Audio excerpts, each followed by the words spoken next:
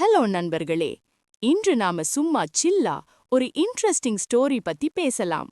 அது என்னன்னா, Tamil serial actor Irfan Mohammed அவர்களோட ஜேர்னி. மதுரையிலிருந்து வந்த இவர் ஆரம்பத்திலேயே ஆக்டிங்க்கு இன்ட்ரெஸ்ட் இருந்தாலும் ஈஸியா சான்ஸ் கிடைக்கல.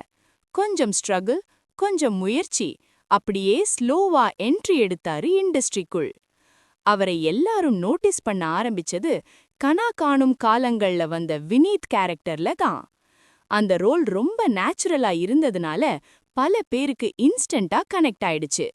அதுக்கப்புறம் ஜோடி நம்பர் 1ல டான்ஸ் பண்ணி இவர் ஆக்டிங் மட்டும் இல்ல, ஃபுல் டேலண்ட் பேக்கேஜ்னு ப்ரூவ் பண்ணிட்டாரு. பின்னாடி சினிமா சைடையும் ட்ரை பண்ணார். சுண்டாட்டம் மாதிரி படங்கள்ல ஹீரோவா வந்தார். ஆனா ஹானஸ்டா சொல்லணும்னா அவரோட ரியல் ஸ்ட்ரெங்த் சீரியல்ஸ்ல தான்.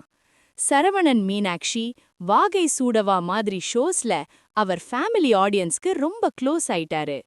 இப்போ ஆக்டிங் மட்டும் இல்ல, மென்டாராவும் கிரியேட்டிவ் சைட்லயும் இன்வால்வ் ஆகிட்டு இருக்கார்.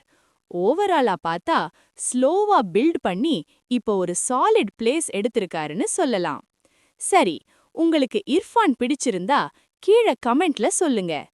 எந்த சீரியல், எந்த கேரக்டர் உங்களுக்கு ஃபேவரெட்னு ஷேர் பண்ணுங்க. வீடியோ பிடிச்சிருந்தா லைக் பண்ணுங்க, ஃப்ரெண்ட்ஸுக்கும் ஷேர் பண்ணுங்க. இன்னும் யாரெல்லாம் இர்ஃபான் ஃபேன்னு பாப்போம். மேலும் இவரை பற்றி உங்களுக்கு தெரிஞ்ச இன்ட்ரெஸ்டிங் விஷயங்கள் இருந்தா கமெண்ட்ல போடுங்க, டிஸ்கஸ் பண்ணலாம். அடுத்து எந்த ஆக்டர் ஆக்ட்ரஸ் பற்றி வீடியோ வேணும்னு நினைக்கிறீங்களோ அதையும் சொல்லுங்க.